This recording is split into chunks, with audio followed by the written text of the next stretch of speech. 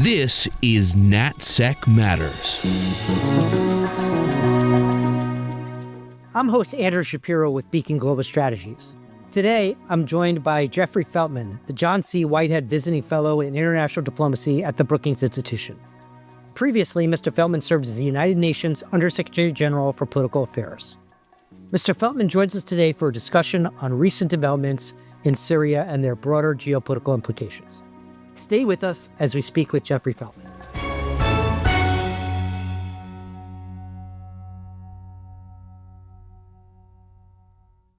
Jeff, welcome to NatSec Matters. Andy, thanks for having me. It's great to be part of this. So today's topic is Syria, a country that you know well from your time as an Assistant Secretary of State for Near Eastern Affairs and your former ambassador to Lebanon. And there's been a lot of activity on the ground in Syria since the revolution, which led to the departure of President Assad. Can you give us a sense of the current state of play on the ground in Syria and where things stand? Yeah, sure. And of course, keep this in perspective that while the honeymoon is definitely over, the honeymoon of post-December 8th, when Assad fell and the Syrians felt a sense of unity, while that honeymoon is over, we certainly are not back to the type of repression and murder and economic decline that we saw under Assad. So to just keep in perspective that while things right now are not as encouraging as they looked right after the fall of Assad, we're also not back to a situation as catastrophic as the Assad regime's rule was in terms of both internal politics as well as external relations, Russia, Iran, et cetera. But the problem you have right now, Andrew, is that there are centrifugal forces in Syria that are sort of pulling at the fabric of the country. The goal of the interim government, ostensibly, is to restore the Syrian unity, sovereignty, territorial integrity, stability that over the course of a 14-year civil war, deteriorated and was in some cases intentionally demolished by Assad.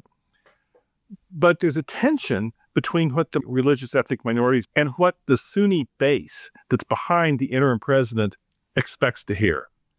And interim president Ahmed Ashara, I would say, is not doing a great job right now in managing that tension between what the minorities need to hear to feel that they have a future in the unified Syria and what the Sunni base that's behind al-Shara expects to hear from the first Sunni leader in Syria in over 50 years. The Sunnis are basically saying, hey, we finally are in our leadership position, and they expect Shara to represent that.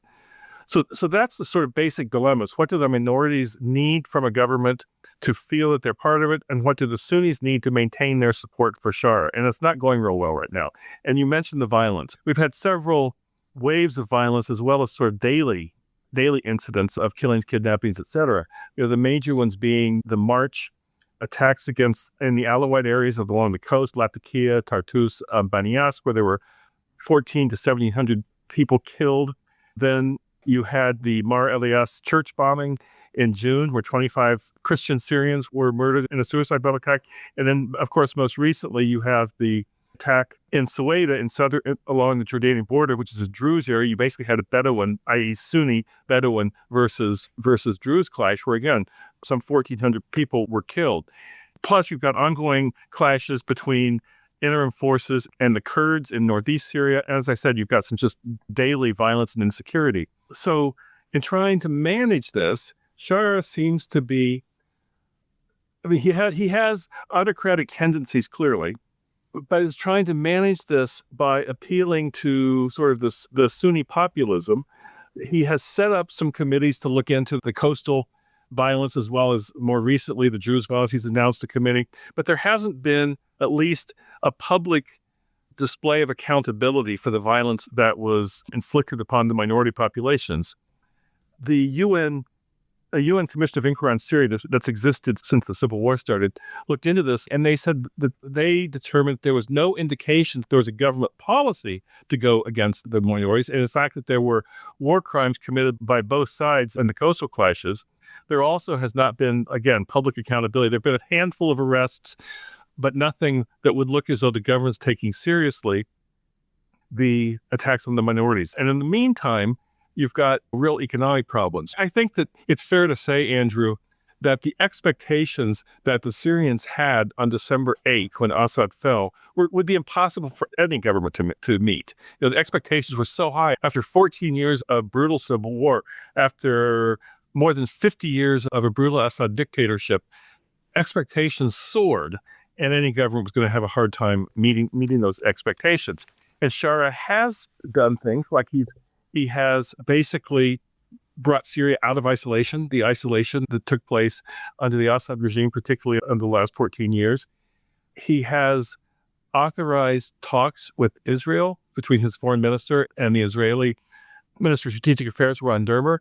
First Syrian-Iranian direct talks in 25 years since the Shepherdstown talks under President Bill Clinton. So I don't want to minimize what Shara has done in terms of reducing Syria's isolation, in terms of reaching out. But inside Syria, it's looking more and more like a Sunni populist regime that is alienating the minorities that make up 20-25% of the population. And the question is, can you have a stable Syria if you're also alienating the minorities? Shara's argument seems to be that, okay, the choices are a semi-autocratic, stable Syria or Mogadishu.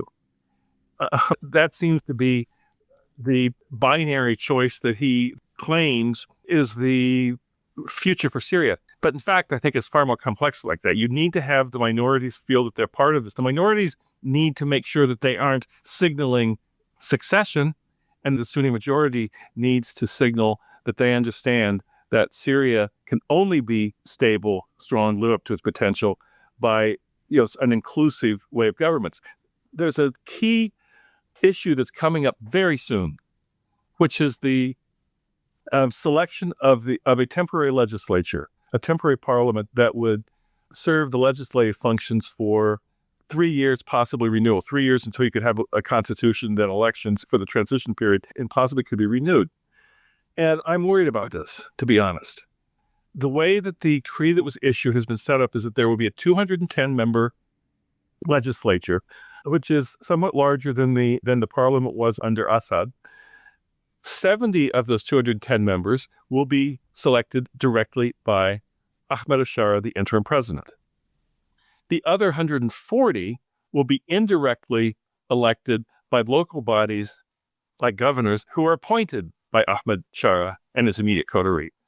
So I worry that this parliament, which should, in theory, give some legislative legitimacy to the transitional period, is in fact going to be seen, perceived, and perhaps in fact as yet another mechanism by which al-Shara tightens that sort of centralized autocratic grip on a country where many people are wishing for a more decentralized approach. You mentioned the expectations of the minority groups, including the Kurds and the Druze. When Assad's regime fell, the Kurds controlled part of Syria. And indeed, the U.S.-backed Kurds controlled part of Syria. Where have things stood since the fall of the regime? There was some talk of integration into the broader regime. Where does that all stand? There are still contacts between the interim authorities in Damascus and the Kurdish-dominated SDF, the Syrian Democratic Forces in the northeast. But the March 10th agreement between the interim authorities and the Kurds, basically, hasn't been implemented. The U.S. Special Envoy Tom Barak, the also U.S. ambassador to Turkey, worked very hard to get the Kurds and the interim authorities to agree on an integration plan. How would you integrate the Kurdish forces or the Kurdish-dominated Syrian Democratic Forces, the SDF in northeast Syria, into a Syrian army? And on March 10th, there was an agreement that it would be done by the end of the year. Frankly, that's a historic agreement, historic achievement by the Trump administration. But as in many things, the devil's in the details. The Kurds continued to say that they want to be integrated by units, not by individuals. Damascus says, no, we'll integrate you as individuals into various units. And of course, the Turks are watching this very carefully because the Turks do not want to see a legal consolidation of a separate Kurdish entity in northeast Syria. There have been recent clashes between interim authorities and SDF forces. So this still has to be worked out. And frankly, I would imagine that the Kurds, looking at what happened to the Alawites on the coast in March, looking at what happened to the Druze in Sueda, are going to be even more reluctant today to integrate as individuals than they did back in March 10th. So it's an unresolved issue that is, the parallel is the Alawites on the coast and the Druze in the south, but probably the hardest is the Kurdish one because of the Turkish concern and because that they have essentially ruled themselves for many years during the Syrian civil war. You mentioned the Druze, and there was violence that broke out, and Israel actually intervened. Do the Druze, are they looking to integrate into a new Syrian regime? What are their goals? And are they united? I've seen different reports that different Druze leaders have different views about how to engage with the Shara government. I think right now it's going to be hard to find a Druze in Sueda that's going to stand up and say, yeah, we trust this government. Yeah, we should integrate, given what happened in July, which is why it's important for there to be some kind of accountability and some kind of justice for some of the atrocities were committed. The Druze also committed atrocities in July in response to some of the Sunni Bedouin actions, but there were clear links between some of the Sunni fighters and the interim government. Again, I don't think there was an interim government order to do this, but there were certainly fellow travelers of the interim government who went after the Druze. And then you got the Israeli factor, where, as you saw, the Israelis have basically said there will be no interim authority forces south of Damascus. And when the interim authority forces started moving south of Damascus, ostensibly to try to calm the situation in Sueda, the Israelis attacked, including against the Ministry of Defense in Damascus itself. So the Israelis have said basically that they will protect the Druze civilians. Israel has a Druze population, of course, and focused in the Mount Carmel area. And Bibi Netanyahu, the Prime Minister of Israel, faces elections next year. I'm sure that he doesn't want to lose any votes that he might get in the Druze vote in Israel. So I think this is partly electoral, but I think it's more than just electoral. I think it is also that Israel does not have the same goal that the United States has, or that Shara ostensibly has, which is a stable, unified Syria with with territorial integrity, a strong Syria. I mean, I think that Israel is more comfortable seeing a relatively weak Shara. They don't trust Shara. They are concerned about his past. Of course, he was the founder of al-Nusra, which was a terrorist organization. He has since renounced it and has, I think, strived hard to project a different perception than that Islamist terrorist background. But I think the Israelis are still concerned, and the Israelis are also concerned about Turkey. And so I think that Israel likes keeping Syria somewhat off balance. You may object to this analogy, Andrew, because, of course, the histories are quite different. But Putin is not going to stop that war in Ukraine until he's comfortable with the government in Kyiv. I don't think Netanyahu is going to stop interfering in Syria until he's comfortable with the government in Damascus. And he's not comfortable with its current government. You referenced the fact that Israel, Ron Dermer, is going to engage in conversations with the Shara government. What are Syria's expectations? What are Israel's expectations? Or is this a case that the Trump administration has been pushing Israel to engage in these conversations? Well, I think that without question, the Trump administration has pushed these two sides to engage. And as I said, it's the first time in 25 years there's been direct talks.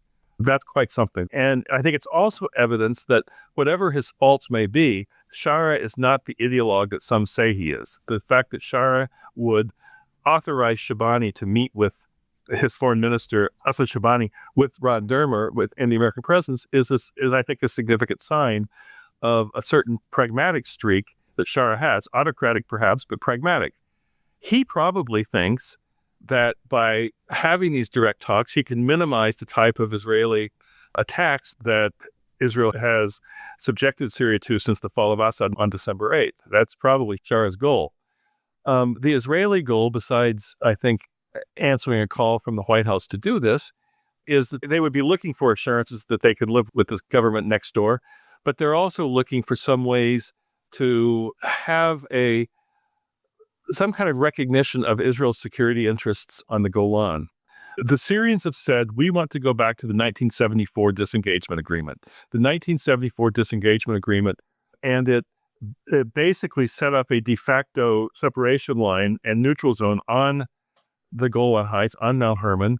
The Israelis, of course, occupied the Golan Heights in 67 after the 67 war, and the 74 disengagement line basically, it didn't recognize Israeli sovereignty. What it did was calm the situation, and the demarcation line has been fairly quiet ever since. So the Syrians would like to, I think, to go back to that disengagement of 1974 for now as a security arrangement for modus vivendi, whereas I think the Israelis are looking for more. They're looking for actual recognition of their sovereignty over the Golan Heights, which Shara would not be able to give. I think that's unrealistic.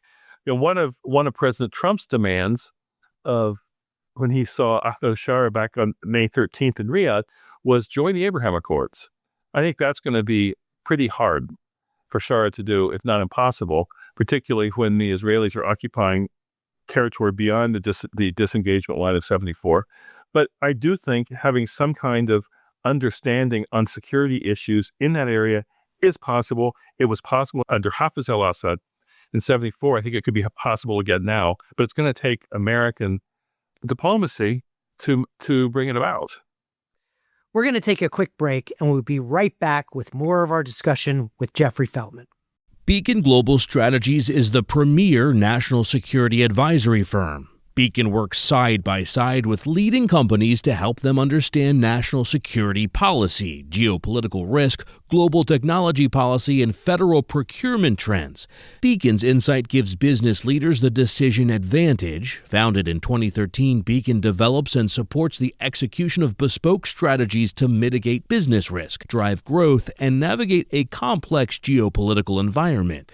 With a bipartisan team and decades of experience, Beacon provides a global perspective to help clients tackle their toughest challenges.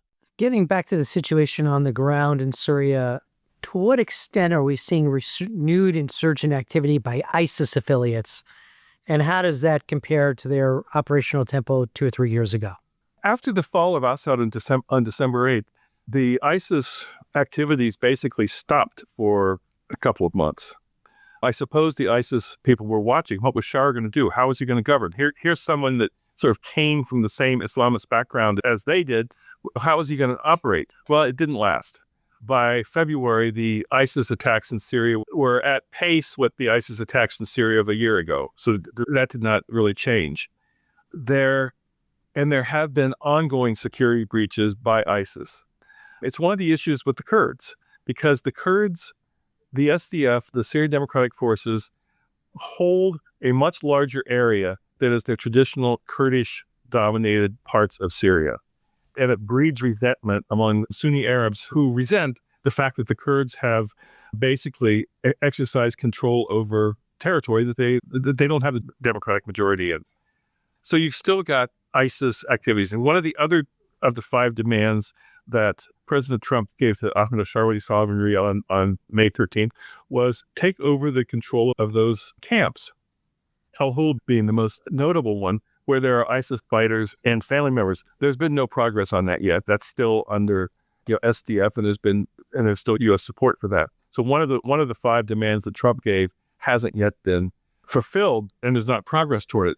But one thing that's concerning is Shara came all the way to Damascus. I think that to his surprise, to his group's surprise, down through Aleppo, down through Hama and Homs, all the way to Damascus.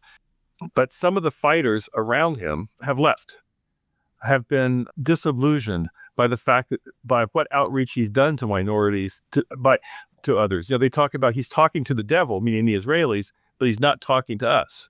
And so you have breakaways, and those are dangerous.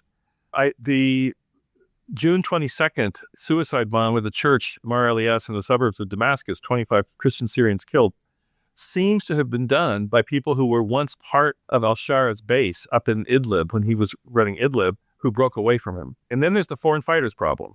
Another one of President Trump's demands is get the foreign fighters out of your security services. Where do they go?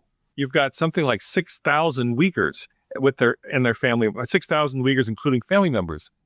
Do we say send them back to China, where their fate is? Or, Shara says, it's safer to integrate these people somehow. So the foreign fighters is another issue that can affect the security inside Syria, as well as affect Syria's relationships with the rest of us. Before Assad's fall, one of Syria's closest allies was Iran. In the aftermath of Assad's fall, the attacks against Hezbollah by Israel and Lebanon, the attacks by Israel against Iran itself, Iran has been on its back heels. There's been some reporting that they're trying to reconstitute their influence in Syria through backing of militias. Have you seen evidence that this strategy has been successful thus far? And what do you think the chances are that Iran will be able to reestablish influence within Syria, which is a necessary precursor to being able to support Hezbollah and Lebanon? Well, I don't, even in its weakened state with its proxy network, its axis of resistance disabled severely by the Israeli measures of the past few months, I don't underestimate Iran's ability to make a mess of things during chaos. We saw in the Yemen civil war, the strengthening of the Houthis. We saw in the Lebanon civil war back in the 70s and 80s how Iran could use that. The Iraq civil war. So I think that the easiest path for Iran to gain influence in Syria is if, in fact, Syria doesn't stabilize and they are able to operate in chaos. And it's one of the reasons why I'm very concerned about what the Israelis are doing, because it seems as though the Israelis, in trying to keep Syria off balance, in trying to counter the Turkish influence in Syria or blunt the Turkish influence, could be creating the conditions by which the Iranians come back in, which would be certainly not in Israel's interest or ours interest or Shara's interest. I wanted to talk about some of the other great powers that are attempting to influence events in Syria. Russia had a military base there under the Assad regime, and there's been some reporting that they've removed some of their equipment from there. How is Russia handling the change with this government? Are they still attempting to keep assets in Syria? Will the Shah government let them keep assets in Syria? Yes, the Russians do want to keep assets in Syria. In the immediate aftermath of Assad's fall, they removed quite a lot of equipment and personnel from Hamamein, the air base, and from Tartus, the naval base, but they still are there. And they've also moved assets to Qamishli, the Qamishli airport in northeast Syria. There is a long Kurdish PKK Russian relationship that they can exploit. So you still have Russians in Qamishli, in northeast Syria, in Hamamein, and in Tartus. They've also moved assets from those bases to Libya for Africa operations. And I think that what you see is that you see Shara trying to build a respectful relationship with Russia. Now, I've asked Syrians, I said, how does this go over with the base? If Shara's legitimacy at this point rests on his base supporting him, his Sunni base supporting him. His legitimacy does not rest from elections or from a unified Syria support for him personally. It rests on that Sunni base. And so the Sunnis are the ones that suffered the most from the Russians. How are they looking at Shara's attempt to try to build a respectful, more normal relationship with Russia? And they basically, the consensus seems to be Russia's not as bad as Iran. That if he were reaching out to Iran, we'd have a real problem with that. And it's also, I think, it'd be very interesting to know what the Turks are telling Shara. The Turks, of course, have great influence over Shara. They had great influence over him when he was up in running the Salvation government in Idlib, out of Assad's control. What are the Turks saying about Russia? Turkey and Russia have a very complex relationship, but my guess is the Turks don't mind the Russians right now being there as a counterweight to the Israelis, as some kind of guarantor against the Israelis going too far in Syria. And it's worth remembering that during the civil war, the Iranians, Turks, and Russians had a process that they were pursuing, basically to coordinate their positions towards Syria. So I wouldn't put it past Ankara telling Shara, find a way to deal with the Russians, find a way to live with the Russians. Now, of course, Bashar al-Assad is living in Moscow. There's something like 6,000 Syrian officers who moved with their families to Russia. That must be on the agenda. You have mentioned Turkey and its influence in Syria. And in the aftermath of the Shara government overthrowing the Assad regime, there are many observers who thought that this was a big victory for Turkey and its influence throughout the region as a backer of Shara. Since the revolution, what has Turkey's strategy been in the post-Assad Syria, and how have they been pursuing those goals? I think that Turkey is relying on a good relationship with Washington, a good relationship between President Erdogan and President Trump, a good relationship with Tom Barak, who's, again, the U.S. ambassador to Ankara, as well as the special envoy for Syria, to basically combine Turkish interests with American interests to the extent they can.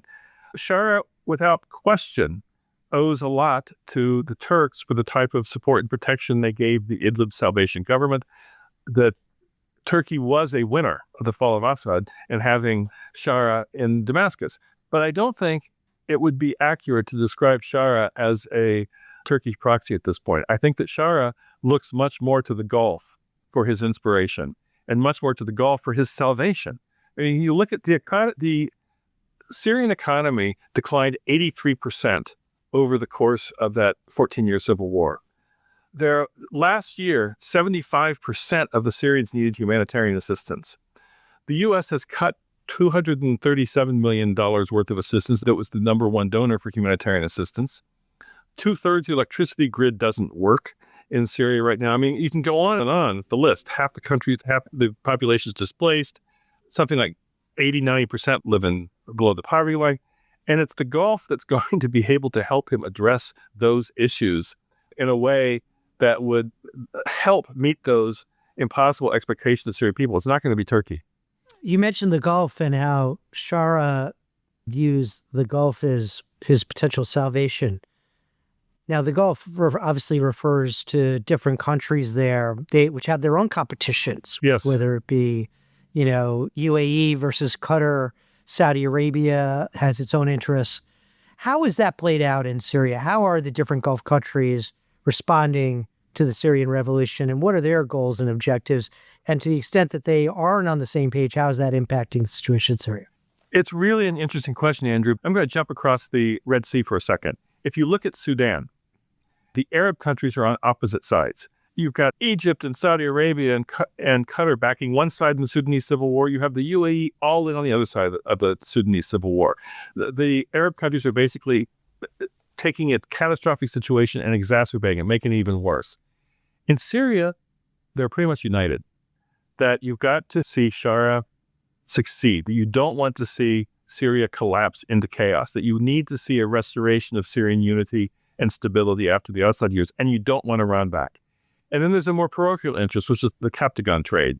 Captagon, the illegal narcotic, there were up to $10 billion a year estimate of illegal drug transfers out of Assad Syria.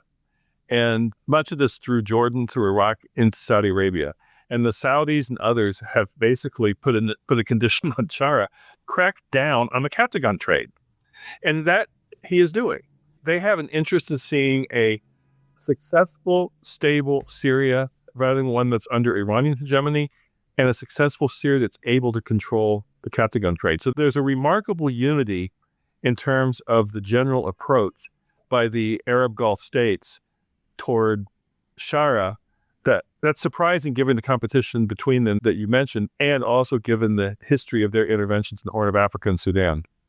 You mentioned Tom Barak, the U.S. Special Envoy and also Ambassador to Turkey, has been point person on the post-Assad engagement by the United States. The U.S. announced that it's lifting sanctions on Syria as a way to, help its economy. How would you describe the Trump administration's strategy and goals in the aftermath of the Assad regime in Syria? Well, I think this is one that the basic policy direction was set by President Trump after his meetings in Riyadh with Crown Prince Mohammed bin Salman, with his phone calls with Turkish President Erdogan. Because within the Trump administration, before May 13, there was more or less paralysis, with some people saying, we need to give this guy a chance. We need to sort of set out conditions by which we would ease sanctions step by step. He does this, we do that, sort of a transactional approach. There were others who said, once a jihadi, always a jihadi. This guy is irredeemable. He's an Islamist. He's a stalking horse for terrorism. And there was basically paralysis. And suddenly, President Trump goes to on his Gulf trip. The Gulf countries, I think, are his happy place. And he meets with Shah. He announces the lifting of sanctions. He meets with Shah the next day and has a very positive impression. And that has set the tone. I mean, there's a complete reversal inside Syria domestically that Assad fell, and there's been a complete reversal in U.S. policy after May 13th. But it's not consistent across the board. The tariff announcements, 41% tariffs on Syria.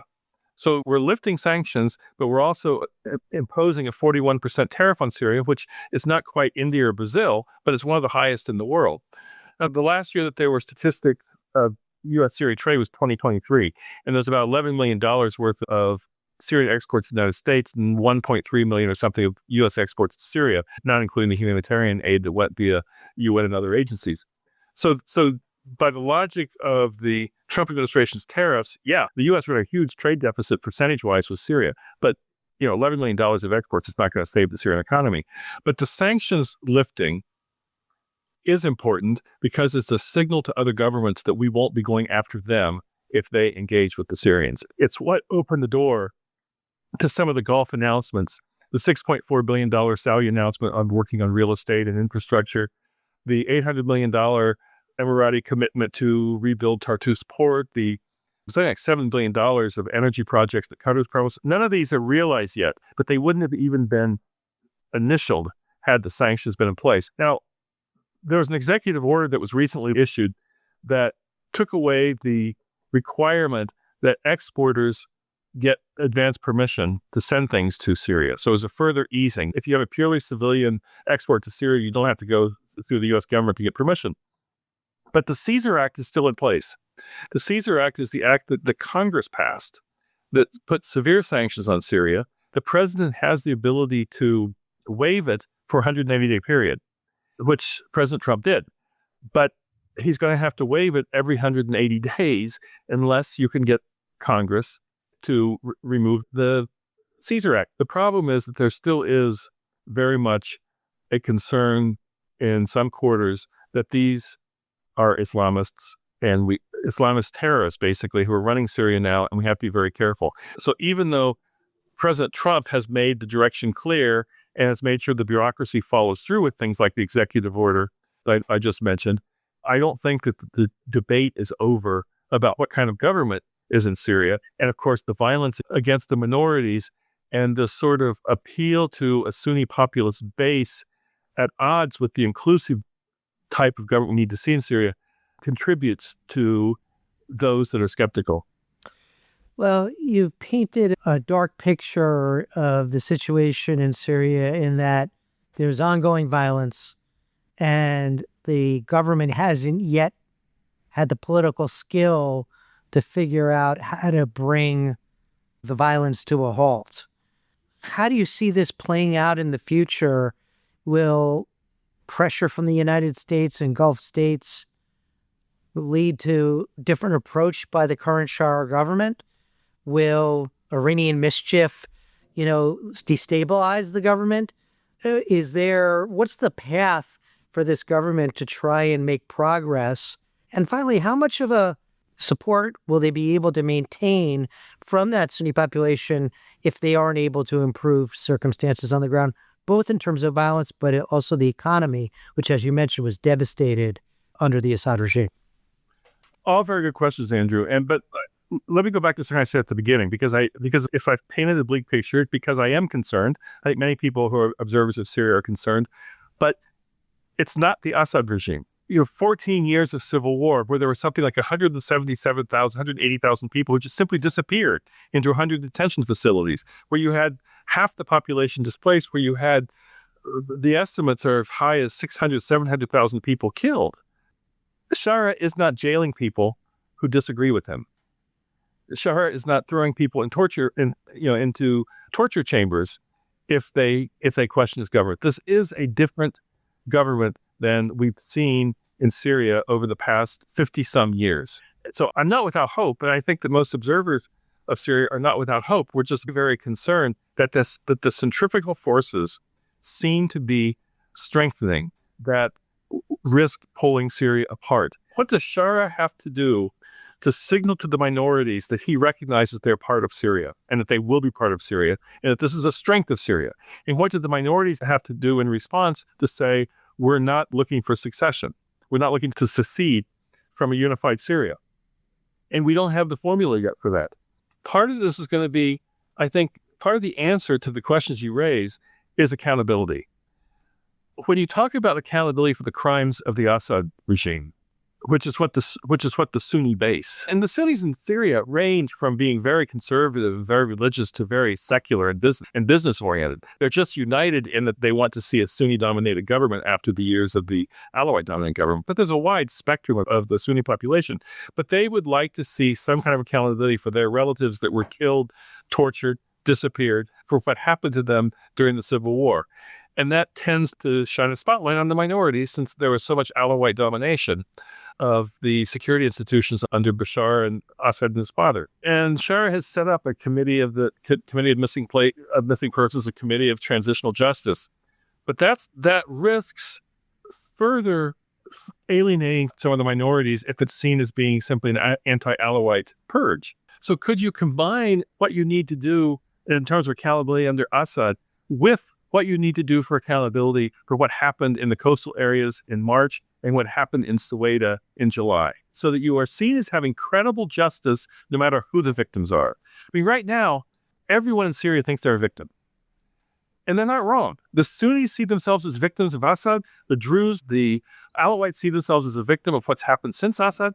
So can you come up with a transparent justice system that everyone would see justice is blind and perpetrators will be prosecuted? That would be a recommendation I would make, is that use the accountability issues as a way to show everyone that you understand that the victimhood in Syria is basically all-inclusive.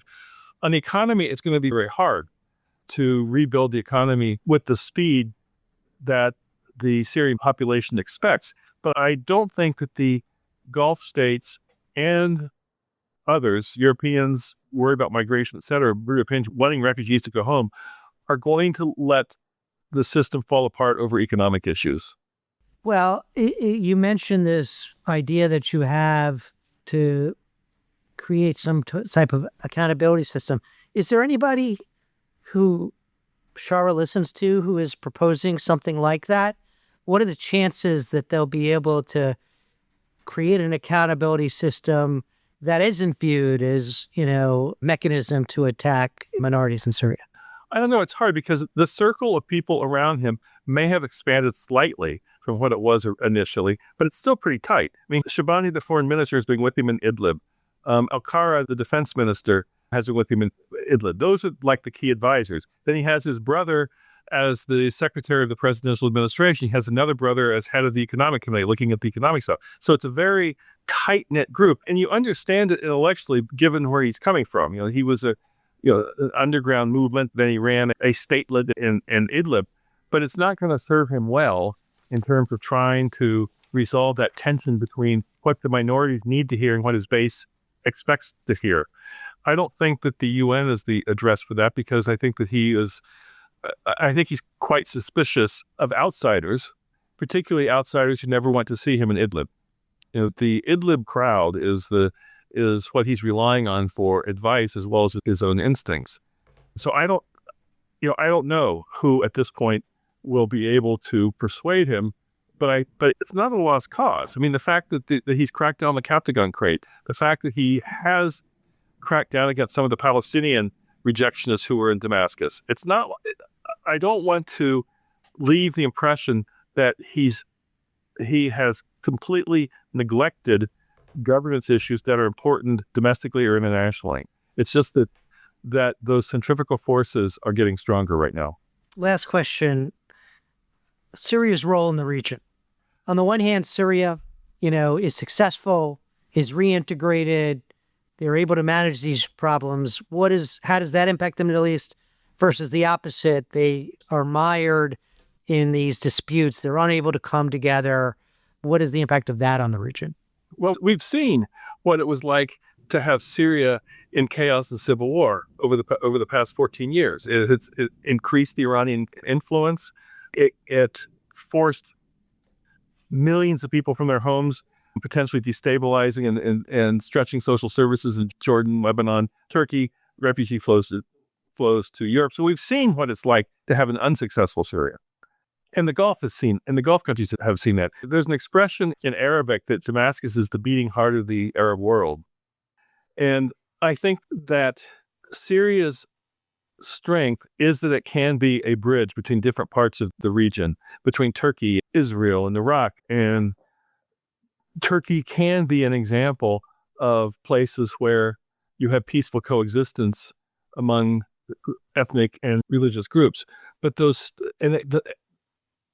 strengths also can be a weakness when you have powerful neighbors like Israel and Turkey vying for influence inside of Syria, and when you have failure to integrate the society in a way that we've been discussing. So Syria's potential is tremendous in terms of its geography and population, but it's not clear that it'll be able to realize its potential. Well, Jeff, thank you so much for this amazing overview of the situation in Syria, which is very complex. There's a lot of different actors who have influence, and you've been very helpful in clarifying the situation on the ground and Syria's potential moving forward. So once again, thank you again for joining NatSec Matters. Thank you for having me, Andrew. That was Jeffrey Feltman. I'm Andrew Shapiro. If you enjoy listening to NatSec Matters, please leave us a rating and review. We'd love to hear from you. If you're interested in becoming a sponsor, please email our team at bgs@bgsdc.com. You can also find this email in the show notes. Please join us next week for another episode of NatSec Matters.